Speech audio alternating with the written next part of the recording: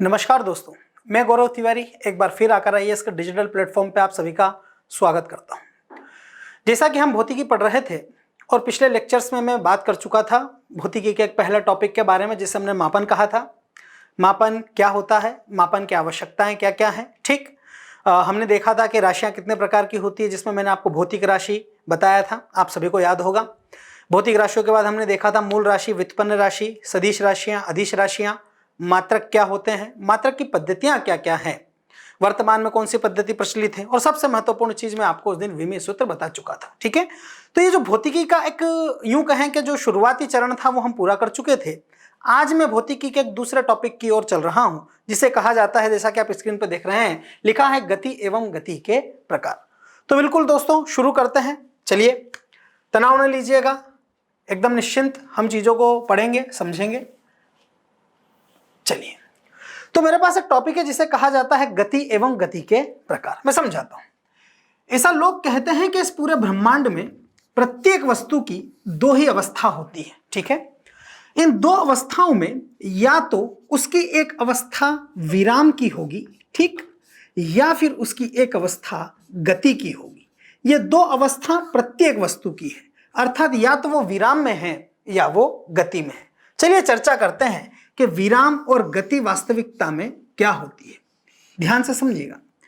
ऐसा कहा जाता है कि यदि कोई वस्तु समय के साथ किसी अन्य वस्तु के सापेक्ष, फिर सुनिएगा, यदि कोई वस्तु समय के साथ किसी अन्य वस्तु के सापेक्ष अपनी स्थिति में परिवर्तन नहीं करती है तो वो विराम में कहलाती है। ठीक, याद रखना, यदि कोई वस्तु समय के साथ किसी अन्य वस्तु के सापेक्ष अपनी स्थिति में परिवर्तन नहीं करती है, यहां नोट कर लीजिएगा दोस्तों, यदि कोई सी वस्तु समय के साथ किसी अन्य वस्तु के सापेक्ष अपनी स्थिति में परिवर्तन नहीं करती है तो वो काय में कहलाती है, विराम में। लेकिन यदि कोई सी वस्तु समय के साथ किसी अन्य दूसरी वस्तु के सापेक्ष अपनी स्थिति में लगातार परिवर्तन करती है तो वह वस्तु कहलाती है काय में, गति में। जैसे मैं आपको एक उदाहरण बताता हूं। मैं आप लोगों के सामने खड़ा हूं, मेरे पीछे ये स्क्रीन है या ये डिजिटल बोर्ड है। मैं अगर इस बोर्ड के सापेक्ष यहां खड़ा हुआ हूं, मैं 9 बजे भी यहीं खड़ा हूं, मैं 10 बजे भी यहीं खड़ा हूं, मैं 11 बजे भी यहीं खड़ा हूं, मैं 12 बजे भी यहीं खड़ा हूं, तो क्या मैंने समय के साथ इस बोर्ड के सापेक्ष अपनी स्थिति में परिवर्तन किया? नहीं, तो मैं काय में कहलाऊंगा, विराम में। लेकिन मान लीजिए मैं अभी 9 बजे यहां हूं, 10 बजे में यहां हुआ, 11 बजे में यहां हुआ, 12 बजे में इधर हुआ, फिर धीरे धीरे मैं इधर इधर खिसक रहा हूं, अर्थात मैं समय के साथ लगातार अपनी स्थिति में परिवर्तन कर रहा हूं, तो यह अवस्था मेरी क्या कहलाएगी, गति। आराम से समझते चलना, फिर बोल रहा हूं, मैं टॉपिक पढ़ा रहा हूं गति एवं गति के प्रकार। सबसे पहले मैंने बताया कि इस ब्रह्मांड में प्रत्येक वस्तु की दो अवस्था है, पहली है विराम की अवस्था और दूसरी है गति की अवस्था। जब कोई वस्तु समय के साथ किसी अन्य वस्तु के सापेक्ष अपनी स्थिति में परिवर्तन नहीं करती है तो वो विराम में कहलाती है, और यदि कोई सी वस्तु समय के साथ अन्य वस्तुओं के सापेक्ष अपनी स्थिति में परिवर्तन करती है तो वो काय में कहलाती है, गति में। इतना मैं आपको बता चुका हूं। 2 मिनट मैं आपको परिभाषा पढ़ा देता हूं ताकि आपको चीज समझ में आ जाए। ये मैंने परिभाषा पहले ही लिख के रखी है, इसे देख लीजिए। जब कोई वस्तु समय के साथ किसी अन्य नियत बिंदु या वस्तु के सापेक्ष अपनी स्थिति में परिवर्तन करती है तो वो नहीं करती है तो वो विराम में कहलाती है। और यदि कोई वस्तु समय नियत बिंदु के सापेक्ष अपनी स्थिति में परिवर्तन करती है तो वो काय में कहलाती है, गति में। उदाहरण, रुकी हुई बस अपनी स्थिति में परिवर्तन नहीं कर रही तो वो विराम में है, लेकिन चलती हुई बस लगातार अपनी स्थिति में परिवर्तन कर रही है तो वो काय में कहलाएगी, गति में। चलते हैं आगे। अब जैसा कि मैंने आपसे कह दिया कि यदि कोई सी वस्तु समय के साथ लगातार अपनी स्थिति में परिवर्तन करती है तो वो गति में कहलाएगी। मतलब एक बात तो सत्य साबित हो गई कि जब भी गति होगी तो उस व्यक्ति या वस्तु की स्थिति में परिवर्तन होगा।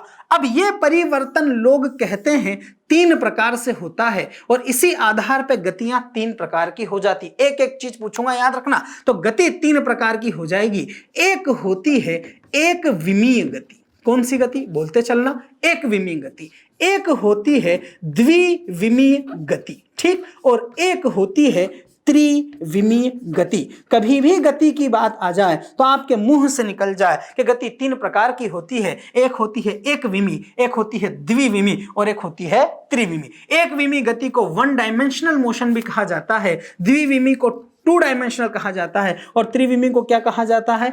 3D अर्थात थ्री डायमेंशनल मोशन। ध्यान से रखना, ऐसा लोग कहते हैं कि यदि कोई सी वस्तु एक सरल रेखा में चल रही है, सरल रेखा का तात्पर्य है सीधी रेखा में, अगर कोई सी वस्तु सरल रेखा में चल रही है तो उसकी इस प्रकार की गति क्या कहलाएगी? एक विमीय। दूसरी तरफ यदि कोई वस्तु किसी तल में गति करती है, यह ध्यान रखना, तल, अभी समझाऊंगा तल क्या होता है, सिर्फ ध्यान रख लेना। यदि कोई वस्तु किसी तल या समतल में गति करती है तो उसे क्या कहा जाएगा? द्विविमीय गति। और यदि कोई सी वस्तु आकाश में गति कर रही है तो उसकी इस प्रकार की गति क्या कहलाएगी? त्रिविमीय गति। इतना सुन लो, सबसे पहले मैंने बताया गति क्या है, फिर मैंने बोला गति के प्रकार क्या है। आपने कहा गति तीन प्रकार की होती है, एक होती है एक विमीय गति, एक होती है द्विविमीय गति और एक होती है त्रिविमीय गति। यदि कोई सी वस्तु एक सरल रेखा में गति करती है तो यह एक विमीय गति है, यदि कोई सी वस्तु किसी तल में गति करती है तो यह द्विविमीय गति है, और यदि कोई सी वस्तु आकाश में गति करती है तो यह कौन सी गति है? त्रिविमीय गति। उदाहरण देख लेते हैं। यदि कोई सी वस्तु सरल रेखा में चले, सरल रेखा या फिर इसे मैं कह दूं सीधी रेखा में चले तो यह कहलाएगी एक विमीय गति। जैसे उदाहरण के तौर पर मान लीजिए यह मार्कर मेरे हाथ में है, इस मार्कर को अगर मैं इसे सीधे चलाता हूं तो यह एक सीधी रेखा में जा रही है, मैं आपकी तरफ सीधा आता हूं तो मैं सीधी रेखा में जा रहा हूं, अर्थात ये कौन सी गति है? 1D। तो कोई भी अगर व्यक्ति या वस्तु सीधी रेखा में चल रहा है तो 1D का उदाहरण होगा। आप लिख सकते हैं सीधी रेखा में चलती हुई बस किसका उदाहरण होगी? 1D का। 2D के दो तीन उदाहरण याद रखना बहुत महत्वपूर्ण है। जैसे आप लोगों ने पहले कभी पढ़ा भी होगा कि फुटबॉल की जो गति होती है वो किस प्रकार की गति है, तो उसका उदाहरण होता है 2D का। एक नाम याद रख लेना, एक गति होती है प्रक्षेप्य गति, प्रोजेक्टाइल मोशन। क्या होता है भविष्य में बात करेंगे, बस अभी नाम याद रखना। एक गति होती है जिस गति को कहा जाता है वृत्तीय गति अर्थात सर्कुलर मोशन। तो ये फुटबॉल की गति, ये प्रक्षेप्य गति, ये वृत्तीय गति, ये सब किस प्रकार के उदाहरण हैं? तो हमारा जवाब हो जाएगा द्विविमीय का। और अगर कोई पूछ ले कि धूल के कण की गति किस प्रकार की है तो आपका जवाब हो जाएगा त्रिविमीय गति। ठीक है, तो गतियां तीन प्रकार की, एक विमीय, द्विविमीय, त्रिविमीय। सरल रेखा में चले, सीधी रेखा में चले तो एक विमीय गति है, किसी तल या समतल में गति करे तो द्विविमीय गति है, आकाश में चले तो त्रिविमीय गति है। सरल रेखा में चलती हुई प्रत्येक वस्तु की गति एक विमीय गति होगी। कोई तल में गति कर रहा है, समतल में गति कर रहा है तो द्विविमीय होगा। खेल के मैदान में फुटबॉल की गति प्रक्षेप्य गति, वृत्तीय गति। सीधे प्रश्न पूछ लेते हैं मेरे भाई, वृत्तीय प्रक्षेप्य गति किसके उदाहरण है? तो द्विविमीय के। और धूल के कण की गति किस प्रकार की है? तो वो कौन सी है? त्रिविमीय गति। अब ध्यान से सुनना, जिन लोगों का साइंस बैकग्राउंड नहीं है, ठीक, वो सामान्यतः यहीं तक समझ लें, इन्हीं के प्रश्न बनते हैं। लेकिन अगर मैं थोड़ा सा टेक्निकली चलूं तो मैं यह समझाने का प्रयास करता हूं कि वास्तविकता में तल क्या होता है। ध्यान से समझना। चलिए तल की बात करते हैं। ठीक, आपने कभी भी एक शब्द पढ़ा होगा जिसे कहा जाता है निर्देशांक ज्यामिति। कभी स्कूल के समय में या कभी भी मैथमेटिक्स अगर आप लोगों ने पढ़ी हो तो उसमें ज्यामिति आती है जिसे कहा जाता है निर्देशांक ज्यामिति। निर्देशांक ज्यामिति ये कहती है, आपको याद होगा स्कूल में टीचर ऐसे बताया करते थे, बंदूक, एक एक्स है, एक वाई है और एक जेड है। तो निर्देशांक ज्यामिति ये कहती है कि इस दुनिया में तीन अक्ष है। मान लीजिए एक एक्स अक्ष है, एक y अक्ष है और एक z अक्ष है। ठीक, और ये x अक्ष सामान्यतः मेरी लंबाई को बता रहा है, y जो है ये मेरी चौड़ाई को बता रहा है और जो z जो है ये मेरी किसको? ऊंचाई को बता रहा है। ध्यान से समझना। और निर्देशांक ज्यामिति कहती है कि इस दुनिया में प्रत्येक वस्तु के कुछ ना कुछ निर्देशांक तो हैं और वो निर्देशांक तीन अक्षों में होते हैं, x में और y में और z में। और निर्देशांकों को हम ऐसे बताते हैं कि x, एक y और एक z। समझना, यहां x लंबाई है, y चौड़ाई है और z ऊंचाई है। आप जिस कमरे में बैठे हैं उसकी तीन दीवारें देख सकते हैं जहां कॉर्नर में तीनों मिल रहे हैं, x, y और z। ठीक है, अब यहां पे लोग ऐसा कहते हैं कि ये x तो लंबाई है, सीधी रेखा है, y लंबाई है, सीधी रेखा है, z ऊंचाई है, सीधी रेखा है, लेकिन ये दो अक्ष मिलकर निर्माण करते हैं एक तल का। अर्थात x और z मिलके एक तल बना रहे हैं, z और y मिलके एक तल बना रहे हैं, और z और y मिलके एक तल बना रहे हैं। और यही मैंने द्विविमीय गति में बताया था कि यदि कोई वस्तु किसी तल में गति करती है, अर्थात उसमें लंबाई भी हो, चौड़ाई भी हो, या चौड़ाई और ऊंचाई हो, या चौड़ाई और ऊंचाई के बाद लंबाई और ऊंचाई हो, तो वो गति जिस प्रकार की होगी वो कौन सी होगी? द्विविमीय। तल समझ गए? अब ध्यान से समझना आगे। निर्देशांक ज्यामिति कहती है कि प्रत्येक वस्तु के कुछ ना कुछ अक्ष तो होंगे। ठीक, ये मैंने बना दिया x, ये मैंने बना दिया y, और ये मैंने बना दिया z। ये x, ये z और ये y। आराम से समझना। निर्देशांक ज्यामिति भी परिभाषित करती है गति को। ये तीन निर्देशांक मैंने बना दिए x, y और z। अब अगर कोई सी वस्तु इसके सेंटर पॉइंट पे रखी है तो उसके निर्देशांक होंगे 0 0 0, जिनका साइंस नहीं, अगर समझ में ना आए तो लोड मत लेना, ये कोर टेक्निकल चीज है।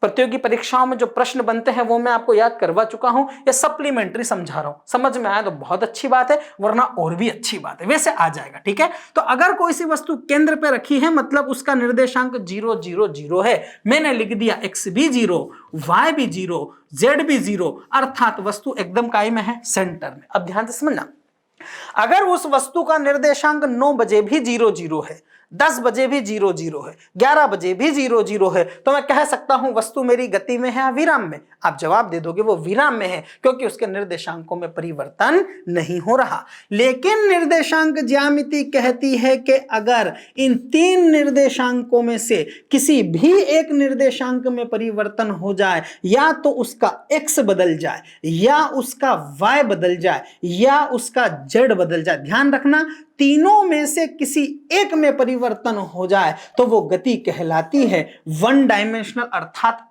एक विमीय। यदि इन तीनों में से किसी दो में परिवर्तन हो जाए, अर्थात या तो x y बदल जाए, या फिर y z बदल जाए, या z x बदल जाए, तो इस प्रकार की गति कहलाएगी द्विविमीय गति। और अगर तीनों के तीनों में परिवर्तन हो जाए तो इस प्रकार की गति कहलाएगी त्रिविमीय गति। मुझे पता है ऊपर से चली गई होगी, फिर एक बार समझ लो, कोई बात नहीं, घर की बात है। निर्देशांक ज्यामिति कहती है कि प्रत्येक वस्तु के कुछ ना कुछ निर्देशांक तो होंगे, क्योंकि शाहरुख खान ने किसी मूवी में कहा था कुछ कुछ तो होता है, तो कुछ कुछ तो होगा। और तीनों निर्देशांकों में एक होगा x, एक होगा y और एक होगा z, और इसी के आधार पर हमने गति को परिभाषित कर दिया। अगर तीनों निर्देशांकों में परिवर्तन नहीं हो रहे हैं तो वस्तु मेरी काय में है? विराम में। लेकिन अगर इन तीनों में परिवर्तन हो रहे हैं तो तीन स्थितियां बनती हैं।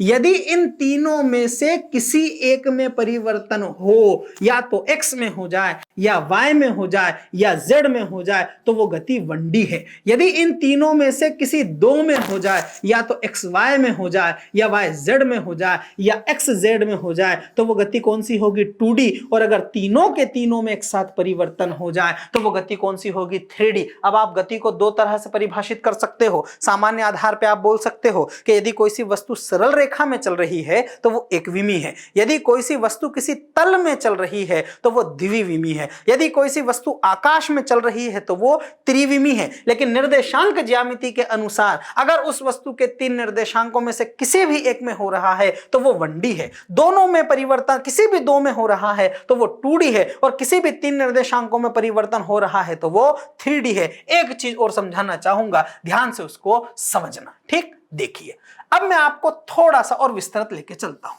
अब आपको उम्मीद करता हूं ये चीज क्लियर हो जाएगी। ये मेरा हो गया x, ये मेरा हो गया z, और ये मेरा हो गया y। ये लंबाई, ठीक, ये मेरी चौड़ाई, ठीक, और ये मेरी ऊंचाई। ठीक, अब मान लो एक वस्तु सीधा सिर्फ और सिर्फ x में जाती है, सिर्फ x में जा रही है, तो सोच के बता लंबाई के अनुदिश चल रही है, क्या सीधी रेखा में जा रही है? हाँ। सिर्फ x में जाए, एक x बदला 1D, सिर्फ ऊंचाई में जाए, z बदला, ऊंचाई बदली 1D, सिर्फ चौड़ाई में जाए, y बदला 1D। क्लियर है? लेकिन अगर वस्तु इनके विकर्ण पे चलने लगे, अर्थात वो सीधा न जाके, सीधा ऊपर न जाके इनके विकर्ण पे चलने लगे, तो सोच के बताओ, ये भी बदला, ठीक, मतलब लंबाई भी बदली, ऊंचाई भी बदली, लंबाई भी बदली, ऊंचाई भी बदली, एक साथ दो अक्षों में परिवर्तन हो रहा है। यही गति फिर काय का उदाहरण हो जाएगी? 2D का। अर्थात अब वो सीधी रेखा में नहीं चल रही, अब वो एक तल में चल रही है। ऐसे ही अगर वो विकर्ण में इधर चलने लगे तो ये भी 2D हो जाएगी। यहां पे x और z में परिवर्तन हुआ, यहां x और y में परिवर्तन हुआ, और अगर वो यहां चलेगी तो वो परिवर्तन होगा y और z में। समझ में आ गया? जैसे मेरी तरफ ध्यान से देखना, ये मार्कर अभी यहां मेरे हाथ में है। ये मार्कर लंबाई, चौड़ाई और पृथ्वी की सतह से ऊंचाई है। या ऐसा करते हैं, मान लीजिए इस पोडियम की ये वाली जो लाइन जा रही है ये x है, मेरी तरफ आपकी तरफ जो आएगी वो y है, और जो ऊपर की तरफ जा रही है वो z है। अगर मैं इस मार्कर को लेकर सीधा उधर जाता हूं तो आप देखिए इसकी ऊंचाई नहीं बदल रही है, ठीक, ये आपकी तरफ भी नहीं आ रहा है, ये सिर्फ और सिर्फ कहां जा रहा है? सीधा। सिर्फ एक में परिवर्तन है, 1D। ये मार्कर मेरे हाथ में है, अगर इस मार्कर को मैं एकदम छोड़ दूं तो ये क्या सीधी रेखा में गिरेगा? हाँ। अर्थात अगर कभी ये प्रश्न कहीं पूछ लो कि स्वतंत्र रूप से गिरती हुई वस्तु की गति किस प्रकार की है, तो आपका जवाब हो जाएगा 1D का, ठीक है। लेकिन अगर वस्तु विकर्ण पे चल रही है, तल में चल रही है, तो वो काय में है? 2D। जैसे मान लीजिए मार्कर है, अगर मैं आपसे कहूं कि इससे वृत्त बनाओ, तो अगर आप वृत्त देखोगे तो देखना इसकी ऊंचाई पृथ्वी से नियत है, लेकिन ये लंबाई और चौड़ाई में लगातार क्या हो रहा है? परिवर्तन। अर्थात वृत्तीय गति काय का उदाहरण है? 2D का, ठीक है। मान लो ये वृत्त झूले के रूप में चल रहा है, तो इसकी लंबाई में और इसकी ऊंचाई में परिवर्तन हो रहा है, ठीक। कितने में परिवर्तन? 2। काय का उदाहरण? 2D का। क्लियर है? इसे ही कहा जाता है गति। गति के 3 प्रकार। अब मैं आपको पूरा रिवीजन करवा देता हूं जितना अभी तक हमने पढ़ा। मैंने सबसे पहले बताया था विराम अवस्था क्या है। यदि कोई सी वस्तु समय के साथ किसी अन्य वस्तु के सापेक्ष अपनी अवस्था में परिवर्तन ना करे तो वो कहलाएगी विराम में, लेकिन यदि कोई वस्तु समय के साथ अपनी स्थिति में परिवर्तन करे तो वो काय में कहलाएगी? गति में। फिर मैं आपको लेके चला गति के प्रकार कितने होते हैं। गति के 3 प्रकार होते हैं। अब आप, ठीक, अब गति के 3 प्रकारों की अगर मैं आपसे बात करूं तो मैं आपको बता ही चुका हूं, आप पढ़ सकते हैं। गति एकविमी गति, यदि कोई सी वस्तु सरल रेखा में चले तो यह गति एकविमी गति कहलाएगी। यहाँ पे एक बात नोट कर लीजिएगा, एकविमी गति को ऋजु रेखी गति भी कहा जाता है। अगर प्रश्न पूछ ले ऋजु रेखी गति किसे कहा जाता है तो वो हो जाएगा एकविमी गति, ठीक। एकविमी गति के बाद द्विविमी गति मैंने अभी आपको बताई दी। यदि कोई सी वस्तु एक तल में गति करती है, ठीक, यदि कोई सी वस्तु एक तल में गति करती है तो यह वाली गति मेरी कौन सी होगी? द्विविमी गति होगी, ठीक। साथ ही साथ अगर मैं नीचे चलूं तो यहाँ पर एक चीज अपने से सुधार कर लीजिए, 1D, 2D और 3D। ये थोड़ा सा टाइपिंग मिस्टेक यहाँ हुआ है, ये द्वि नहीं होके ये वास्तविकता में कौन सी है? त्रिविमी। कोई बड़ा इश्यू नहीं है, कॉन्सेप्ट तो आपको समझ में आ ही गया, ठीक है। थोड़ी सी मानवीय भूलें हैं जो हो जाती है, ठीक है, इंसान है ही गलती का पुतला। तो ये किसी वस्तु की आकाश में गति हो जाएगी तो त्रिविमी हो जाएगी। यहाँ पे बस इनमें ये देख लीजिएगा, आकाश में चिड़िया की गति, पतंग की गति, गैसों, वायु में गैसों के अणुओं की गति, या धूल के कण की गति, जो भी है। तो ये मेरे दोस्तों 3 चीजें मेरी कंप्लीट हो गई। गति क्या है, गति के प्रकार क्या क्या है, हमने सब कुछ देख लिया दोनों तरह से, ठीक है। अब मैं आपको आगे लेके चल रहा हूं बहुत महत्वपूर्ण पॉइंट पे, जिसे कहा जाता है दूरी और विस्थापन। इसे आराम से समझना, कहीं ना कहीं ये आपको समस्या देगा, इसीलिए इसके कॉन्सेप्ट समझ लेना कि दूरी और वास्तविकता में विस्थापन क्या है। चलो चलते हैं। अगर मैं पहले परिभाषा की बात कर लेता हूं तो यहां लिखा हुआ है, दिए गए समय अंतराल में वस्तु द्वारा तय किए गए वास्तविक पथ की लंबाई।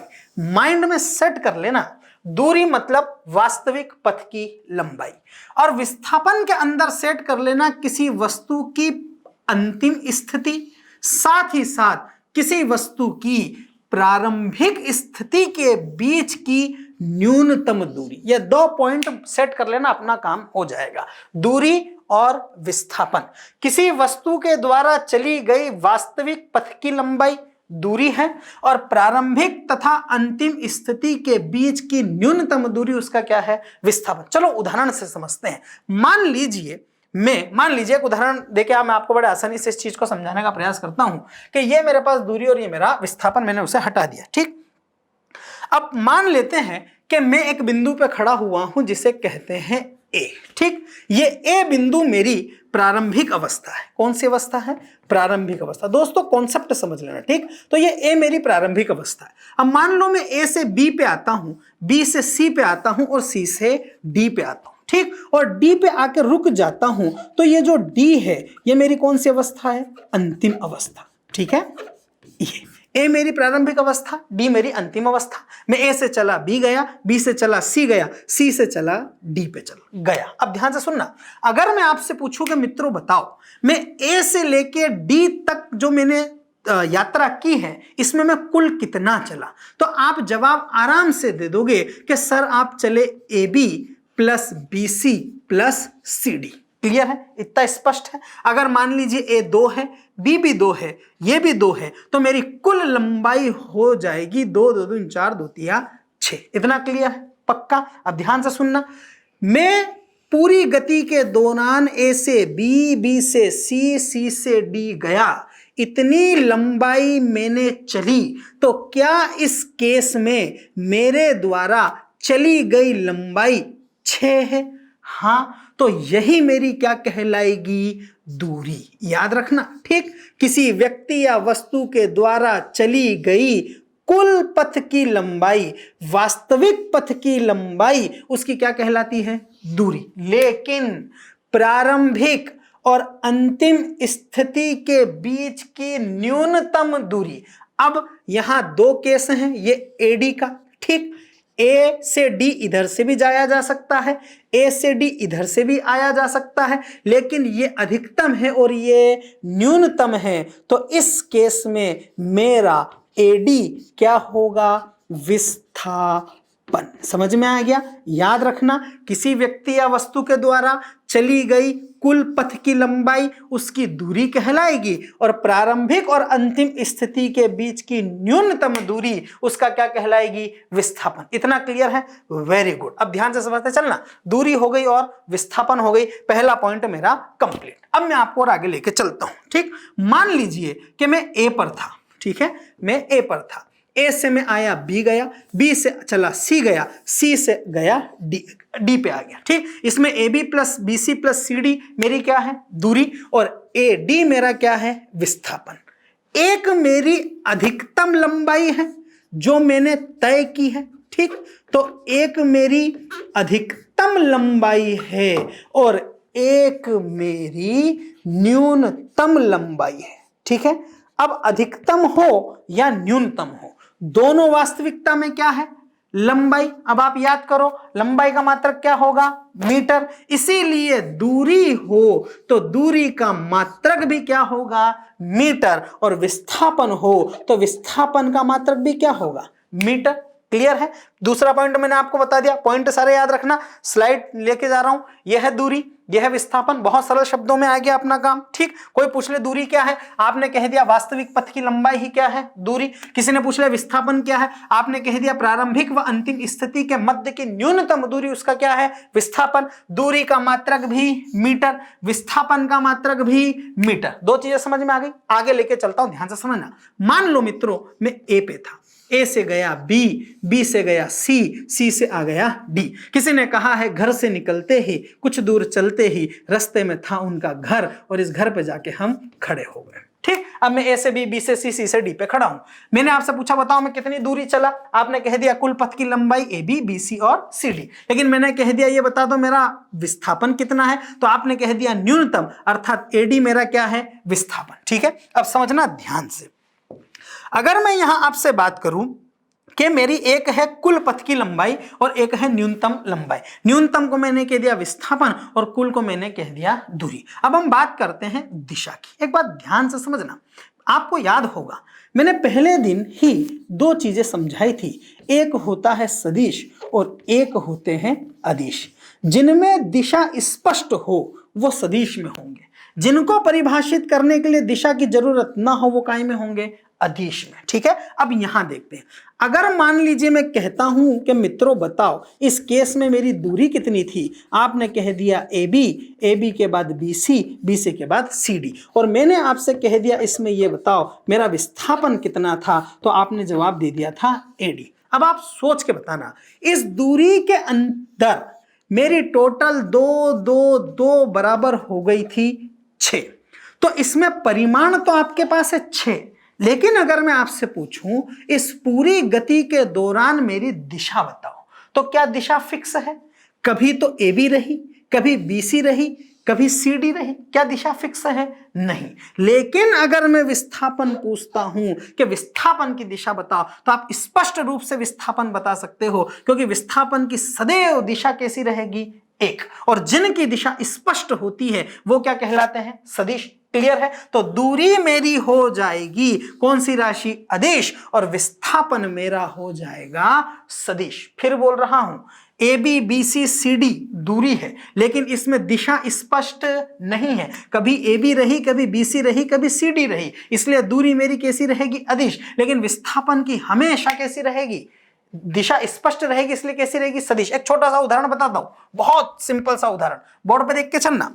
अगर मान लीजिए मैं कहता हूं कि मैं ए पे खड़ा हूं, ये ए, अब मैं ए से चला, देखते चलो देखते चलो देखते चलो देखते चलो देखते चलो, मैं बी पे आके रुक गया। अब इसमें मेरी दूरी और मेरा विस्थापन देख सकते हैं। ये जो दिख रहा है ये मेरी दूरी है, लेकिन ये मेरा विस्थापन है। अब आप बताओ दिशा किसकी स्पष्ट है? क्लियर है? विस्थापन की दिशा क्लियर है, इसलिए विस्थापन मेरी कैसी राशि होगी? सदिश। और दूरी मेरी कैसी राशि होगी? अदिश। मेरे भाइयों 3 पॉइंट बता दिए, बहुत महत्वपूर्ण। दूरी क्या है? वास्तविक पथ की लंबाई दूरी है। प्रारंभिक व अंतिम के बीच की न्यूनतम दूरी विस्थापन है। दूरी का मात्रक भी मीटर है, विस्थापन का मात्रक भी मीटर है। दूरी कैसी राशि है? अदिश। और विस्थापन कैसी राशि है? सदिश। एक बहुत महत्वपूर्ण पॉइंट अंडरलाइन कर लेना, दूरी सदैव धनात्मक होती है, लेकिन विस्थापन धनात्मक भी हो सकता है, ऋणात्मक भी हो सकता है, शून्य भी हो सकता है। कैसे होता है मैं भी बताऊंगा, पर भी याद रखना, दूरी सदैव कैसी होगी? धनात्मक। विस्थापन धनात्मक, ऋणात्मक और शून्य भी हो सकता है। जैसे बचपन में आप लोगों ने कभी 9th 10th 6th 5th class में हम जब मैथ्स के क्वेश्चंस करते थे और वो सॉल्व करते करते मान लीजिए मेरा आंसर आ जाता था -16 मीटर, तो हम लिख देते थे ऋण चिन्ह की उपेक्षा करने पर, क्योंकि दूरी सदैव धनात्मक होती है। याद रखना, तो याद ये पॉइंट रखना, दूरी कभी भी ऋणात्मक नहीं होती है, दूरी सदैव धनात्मक होती है, लेकिन विस्थापन धनात्मक, ऋणात्मक और शून्य हो सकता है। कैसे? आइए समझाता हूं बहुत आसान शब्दों में। मान लो मेरे भाइयों ये ए पॉइंट है, कौन सा? ए। ठीक। अब मैं ए से बी बिंदु पे जाऊंगा और बी से मैं सी बिंदु पे जाऊंगा। समझना, ए मान लीजिए मेरा 5 मीटर की दूरी पर है, बी से सी मेरा 5 मीटर की दूरी पर है। मैं क्या समझा रहा हूं? दूरी सदैव धनात्मक कैसे होगी, विस्थापन धनात्मक, ऋणात्मक, शून्य कैसे होगा? ठीक। मैं ए बिंदु पे खड़ा था, आप मन मन में जवाब देते चलना। मैं ए से बी पे आ गया। ए से बी पे आने पर ए मेरी प्रारंभिक, बी मेरी अंतिम, दूरी भी 5, विस्थापन भी 5। ठीक। मैं बी से सी पे आ गया। ठीक। अब जब मैं सी पे खड़ा हूं तो सी वाले बिंदु पे मेरी जो दूरी है वो भी रहेगी 10, और मेरा जो विस्थापन है वो भी कितना रहेगा? 10। अब समझना, ए से बी गया, बी से सी गया, अब सी से मैं वापस आ रहा हूं बी पर। अब मैं पहले ए से बी गया, बी से सी गया और सी से वापस बी पे आके खड़ा हो गया। जब मैं बी पे खड़ा हूं तो सोच के बताओ मेरी दूरी कुल कितनी होगी? 5 पहले चला, फिर 5 चला, फिर 5 आ गया। क्या मेरी दूरी 15 होगी? हां, क्योंकि दूरी ऑलवेज बी पॉजिटिव, दूरी हमेशा जुड़ती जाएगी। आप गए फिर आए, दूरी कितनी हो गई? 15। लेकिन अब बताओ, जब मैं सी पे था तो मेरा विस्थापन 10 था। अब जब मैं वापस बी पे आ जाऊंगा तो ये प्रारंभिक, ये अंतिम, इसके बीच की न्यूनतम दूरी मेरा क्या कहलाएगी? विस्थापन। अब यहां पे मेरा जो विस्थापन है वो कितना हो जाएगा? 5। दूरी 15, विस्थापन 5। दूरी प्लस हुई लेकिन विस्थापन माइनस हुआ। समझ में आ गया? तो विस्थापन ऋणात्मक हो सकता है। कब हुआ? शब्द पे ध्यान देना। ए से चला था, प्रारंभिक अवस्था से दूर जा रहा था, तो मेरा विस्थापन कैसा था? धनात्मक, मान लो 10 मीटर। लेकिन जैसे ही मैं अंतिम अवस्था से पुनः प्रारंभिक अवस्था की तरफ आना शुरू हुआ तो मेरा विस्थापन कैसा हो गया? ऋणात्मक। ये पॉइंट याद रखना कि किसी भी वस्तु का विस्थापन ऋणात्मक कब होगा, तो आप लिख दोगे कि जब कोई वस्तु अपनी प्रारंभिक अवस्था की तरफ आएगी। याद रखना, प्रारंभिक अवस्था की तरफ आएगी तो उसका विस्थापन कैसा होगा? ऋणात्मक। अब एक बात और समझो कि मान लो मैं ए से बी गया, बी से सी गया, सी से फिर कहां पे आ गया? बी पे। दूरी 15, विस्थापन 5। अब अगर मान लो मैं बी से चल के वापस कहां पे आ जाता हूं? ए पे जब आ जाऊंगा तो मेरी यही दूरी कितनी हो जाएगी 20, लेकिन विस्थापन 0। समझ में आ गया?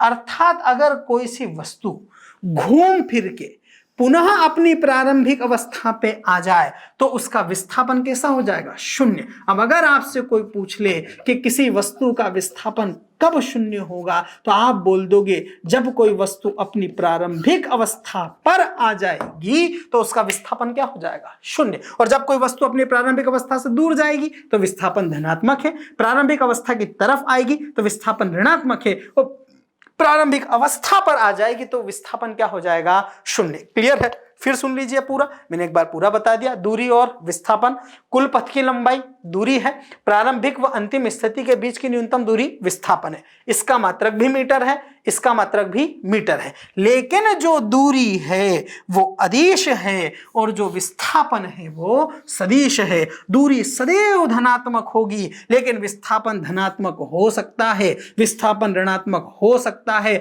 विस्थापन 0 हो सकता है। यदि कोई वस्तु अपनी प्रारंभिक अवस्था से दूर जाती है तो उसका विस्थापन धनात्मक होगा, यदि कोई वस्तु अपनी प्रारंभिक अवस्था की तरफ आती है तो उसका विस्थापन ऋणात्मक होगा, लेकिन अगर कोई वस्तु चल फिर के अपनी प्रारंभिक अवस्था पर आ जाती है तो उसका विस्थापन 0 होगा। बचपन में कविता सुनी होगी, एक चिड़िया के बच्चे 4, घर से निकले पंख पसार, पूर्व से पश्चिम को आते, उत्तर से दक्षिण को जाते, आके माँ को सारा हाल बताते कि देख लिया हमने जग सारा, अपना घर है सबसे प्यारा। ये कविता नहीं है, ये उदाहरण है काय का? दूरी और विस्थापन का। चिड़िया के बच्चे थे 4, पूरब पश्चिम उत्तर दक्षिण में घूम रहे थे, इधर उधर घूमे, वो उनकी क्या थी? दूरी। लेकिन घूम घाम के घर को आए, जब वो वापिस अपने घर पे आ गए तो उनका विस्थापन कितना हो गया? 0। व्यक्ति जब भी अपनी प्रारंभिक अवस्था पर आ जाएगा उसका विस्थापन कैसा हो जाएगा? 0। चलते हैं आगे। दूरी और विस्थापन मैं आपको बता चुका हूं मेरे दोस्तों, ठीक। अब दूरी और विस्थापन के बाद बहुत महत्वपूर्ण आ रहा है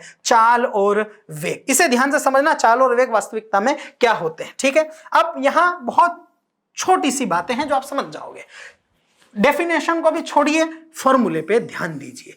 चाल का फॉर्मूला होता है दूरी बटे समय और वेग का फॉर्मूला होता है विस्थापन बटे समय। चाल को बोलते हैं स्पीड और वेग को बोलते हैं वेलोसिटी। यहां 2 चीजें ध्यान रखना, कुछ भी याद नहीं रखना है, बस फॉर्मूला ध्यान रखना, परिभाषा जाने दो, प्रश्न बनना चाहिए। किसी ने बोल दिया चाल क्या है, आपने कह दिया दूरी बटे समय। किसी ने पूछ लिया वेग क्या है, आपने जवाब दे दिया विस्थापन बटे समय। अर्थात जो चाल है वो बनेगी दूरी से और जो वेग है वो कैसे बनेगा? विस्थापन से। अब आप ही जवाब देते चलो मुझे कि यदि चाल दूरी से बन रही है तो दूरी सदिश थी या अदिश? आपको जवाब मिल जाएगा, दूरी अदिश थी तो चाल भी कैसी होगी?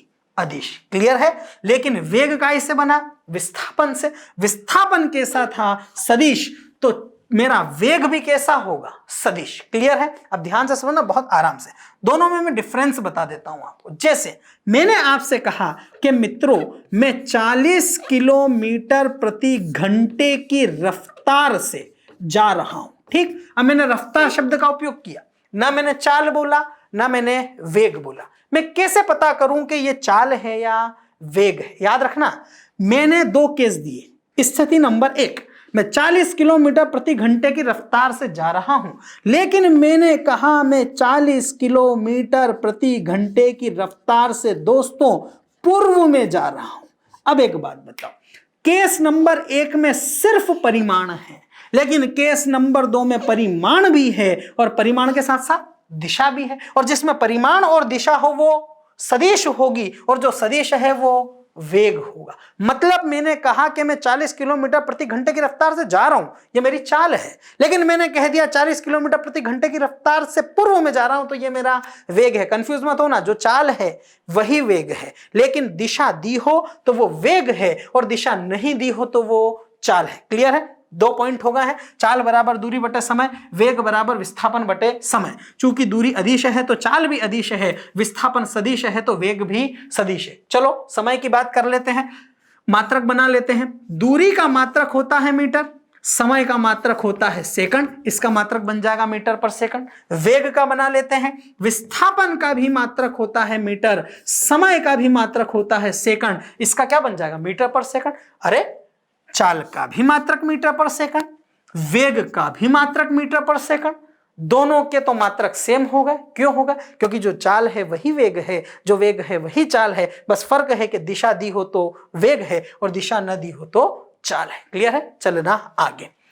एक चीज और, चलो इनका विमेय सूत्र बना देते हैं। विमेय सूत्र मैंने आपको पहले भी पिछले लेक्चर में समझा चुका हूं, जिन्हें विमेय सूत्र नहीं पता वो वहां पे जाके एक बार देख लीजिएगा। मैंने आपसे कहा था दूरी को प्रदर्शित करते हैं L से, समय को प्रदर्शित करते हैं T से। T कहाँ आएगा? ऊपर। विमेय सूत्र बन जाएगा, M तो है नहीं, LT-1 मैंने बताया था। ठीक है, ऐसे ही बना लेते हैं। विस्थापन को भी प्रदर्शित करते हैं L से। मैं भी बोल रहा हूं, जिनको विमेय सूत्र नहीं पता पिछले वाले लेक्चर में जाके विमेय सूत्र देख लीजिएगा। विस्थापन को प्रदर्शित करते हैं L से, समय को प्रदर्शित करते हैं T से। ऊपर आएगा, बन जाएगा LT-1, इसमें द्रव्यमान नहीं है तो बन जाएगा m0 LT-1। अरे m0 LT-1, m0 LT-1, दोनों के विमेय सूत्र सेम है। क्यों है? क्योंकि पता है जो चाल है वही वेग है, जो वेग है वही चाल है, दिशा दी हो तो वेग है और दिशा न दी हो तो चाल है। और चूंकि चाल दूरी से बनी, दूरी सदैव धनात्मक होती है तो चाल भी सदैव धनात्मक होगी। लेकिन चूंकि वेग विस्थापन से बना, विस्थापन धनात्मक ऋणात्मक शून्य हो सकता है तो वेग भी धनात्मक ऋणात्मक और शून्य होगा। कभी आप मैथमेटिक्स पढ़े होंगे तो उसमें आपने नाव वाले सवाल किए होंगे। धारा की दिशा में, धारा की विपरीत दिशा में, धारा की दिशा में जाते हो तो प्लस कर देते हो, ठीक, और धारा की विपरीत दिशा में आते हो तो माइनस कर देते हो। वहां पे शब्द उपयोग होता है वेग, क्योंकि वेग कैसा है? सदिश। क्लियर है? ये मेरी दो चीजें और हो गई। अब मैंने आपको चाल और वेग भी बता दिया और मैंने आपको दूरी और विस्थापन भी बता दिया। अब मैं आपको आगे लेके चल रहा हूं एक महत्वपूर्ण टॉपिक पर, जिसे कहा जाता है त्वरण। क्या कहा जाता है? त्वरण। बस ये आखिरी परिभाषा और है, आराम से समझते चले त्वरण क्या होता है। परिभाषा पे ध्यान देना मेरे भाई। समय के साथ किसी वस्तु के वेग में परिवर्तन की दर, बस यहीं पे ये खत्म हो जाएगी। बस इस शब्द पे ध्यान देना, वेग में परिवर्तन। एक बात बताना मेरे दोस्तों ध्यान से, आप बचपन से त्वरण की परिभाषा पढ़ते आ रहे हैं। मैंने जैसे ही परिभाषा पूछी थी आपके मन में ये सवाल ये आ गया होगा कि वेग में परिवर्तन। 5th 6th क्लास से हम ये परिभाषा पढ़ते आ रहे हैं कि वेग में परिवर्तन ही क्या है? त्वरण। कभी भी आपने चाल में परिवर्तन नहीं सुना होगा, आपने हमेशा सुना है वेग में परिवर्तन। मतलब एक बात तो समझ में आ गई कि जो त्वरण है वो काय से बना है? वेग से। वेग काय से बना था? विस्थापन से। और विस्थापन कैसी राशि थी? सदिश। तो त्वरण भी कैसी होगी? सदिश। पहली चीज तो क्लियर। 2 पॉइंट हो गए। पहला पॉइंट था किसी वस्तु के वेग में परिवर्तन की दर क्या कहलाती है? त्वरण। चूंकि वेग बना है विस्थापन से, वेग बना है विस्थापन से, वेग सदिश राशि है, इसलिए मेरी त्वरण भी कैसी राशि होगी? सदिश। चलो इसका मात्रक बना देते हैं दोस्तों। वेग का मात्रक अभी पढ़ के आया था, मीटर पर सेकंड। नीचे एक समय का मात्रक सेकंड और होगा। सेकंड कितने सेकंड? 2 सेकंड। मात्रक बन जाएगा मीटर पर सेकंड का स्क्वायर। क्लियर है? तीसरा पॉइंट स्पष्ट है। चलो मेरे दोस्तों विमेय सूत्र बना देते हैं। फिर बोल रहा हूं, जिनने विमेय सूत्र नहीं पढ़ा वहां जाके देख लेना। मैंने कहा वेग में परिवर्तन की दर बटे समय। ठीक, यहां परिवर्तन भी आएगा, लिख नहीं रहा हूं। इसका विमेय सूत्र बनाना। वेग का तो अभी बनाया था, m0 LT-1। नीचे एक समय और है, एक t और हो जाएगा। ये t जब ऊपर आएगा तो बन जाएगा T-1 और फाइनली मेरा बन के आएगा m0 LT-2। क्लियर है? सारे पॉइंट बता दिए मैंने। त्वरण की परिभाषा हो गई, वेग में परिवर्तन की दर त्वरण है। त्वरण का SI मात्रक हो चुका है मीटर पर सेकंड। त्वरण कैसी राशि है? सदिश। त्वरण का विमेय सूत्र क्या है? m0 LT-2। m0 LT-2। वेग और चाल का था m0 LT-1। ठीक है, अब सुनो ध्यान से। चूंकि त्वरण वेग से बना, वेग विस्थापन से बना। विस्थापन धनात्मक, ऋणात्मक और शून्य हो सकता था, तो वेग भी धनात्मक, ऋणात्मक, शून्य हो सकता है। और अगर वेग धनात्मक, ऋणात्मक, शून्य हो सकता है तो त्वरण भी धनात्मक और ऋणात्मक और शून्य तो हो ही सकता है। पॉइंट याद रखना, धनात्मक, ऋणात्मक, शून्य त्वरण हो सकता है। कैसे, समझाता हूं। ठीक, बस यहां एक बात चलो एक्सप्लेन कर देते हैं इस वाले पेज पर। अभी तुम परिभाषा ना पढ़ो, या चलो मैं इस खाली पेज पर आप लोगों को अच्छे से समझा देता हूं शुरू में यहां पे। ठीक, मैं आपको बता रहा हूं त्वरण। ठीक, और मैं ये समझाने की कोशिश कर रहा हूं कि जो त्वरण है वो धनात्मक, ऋणात्मक और शून्य हो सकता है। कैसे, मान लो दोस्तों मैं एक बिंदु पर हूं ए से मैं चल रहा हूं, समय है सुबह के 9 बज रहे हैं।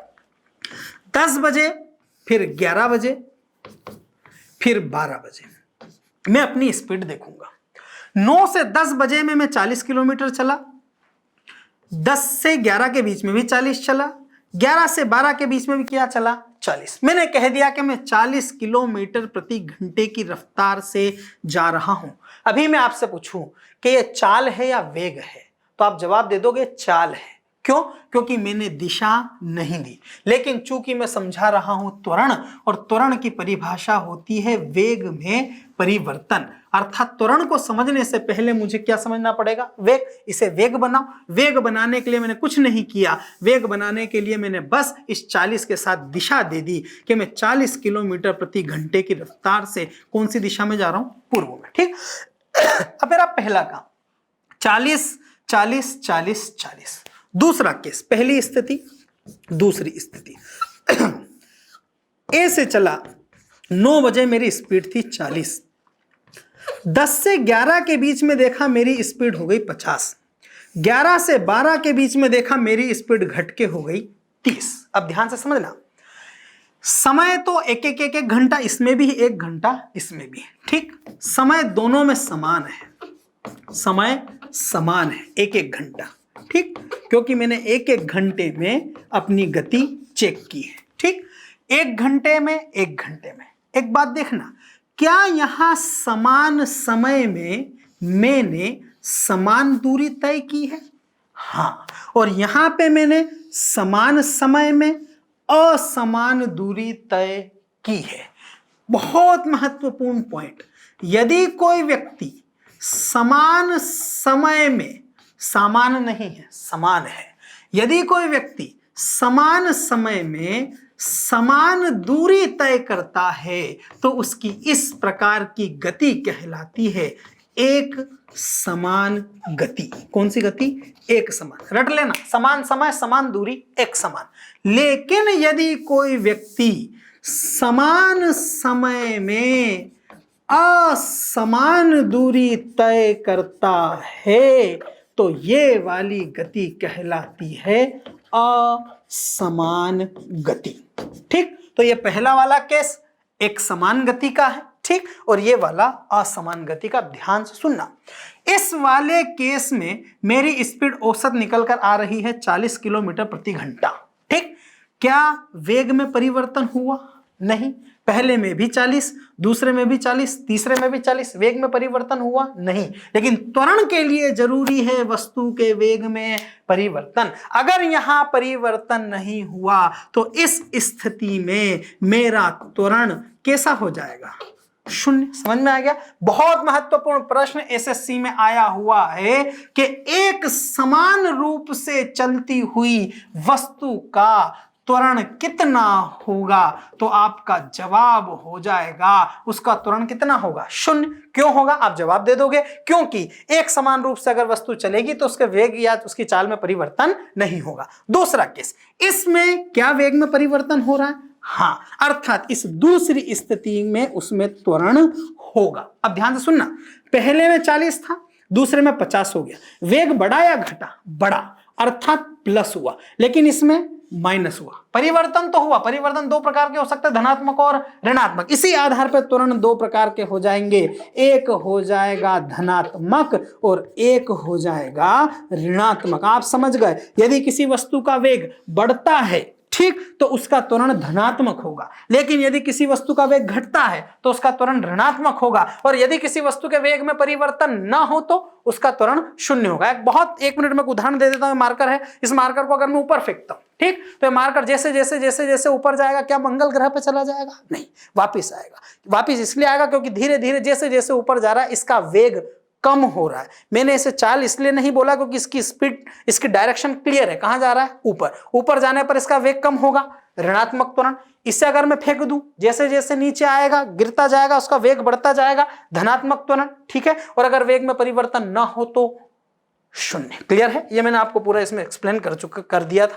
और नोट्स आपके पास है अपनी आकार आईएएस के। जैसे जैसे आप नोट्स पढ़ेंगे आप चीजों को समझ जाएंगे। इसमें पूरा लिखा है, मात्रक मीटर पर सेकंड, ठीक, धनात्मक, ऋणात्मक और शून्य, ठीक है। ये एक समान और असमान गति जो मैंने आपको समझाया, यदि कोई वस्तु समान समय अंतराल में समान दूरी चले तो एक समान है, और यदि कोई सी वस्तु समान समय अंतराल में असमान दूरी तय करे तो वो असमान है। त्वरण मैंने भी आपको बता दिया, किसी वस्तु के वेग में परिवर्तन की दर त्वरण कहलाती है। मीटर पर सेकंड का स्क्वायर इसका मात्रक है, सदिश राशि है, विमीय सूत्र ये है, और ये तीनों पॉइंट इसके अंदर है, स्क्रीनशॉट ले लीजिए। एक समान रूप से चलती हुई वस्तु का त्वरण सदैव शून्य होगा, गिरती हुई वस्तु का त्वरण धनात्मक होगा, ऊपर फेंकी गई वस्तु का त्वरण ऋणात्मक होगा, और ऋणात्मक त्वरण को मंदन भी कहा जाता है। ये मेरा आज एक दूसरा पूरा टॉपिक था जो हमने समझा। आप इसके प्रश्न लगाइए, बहुत सारी किताबें मार्केट में घटना चक्र और लूसेंट, इनके प्रश्न लगाइए। कोई भी अगर समस्या हो तो हम फिर उस पर बात करेंगे। धन्यवाद।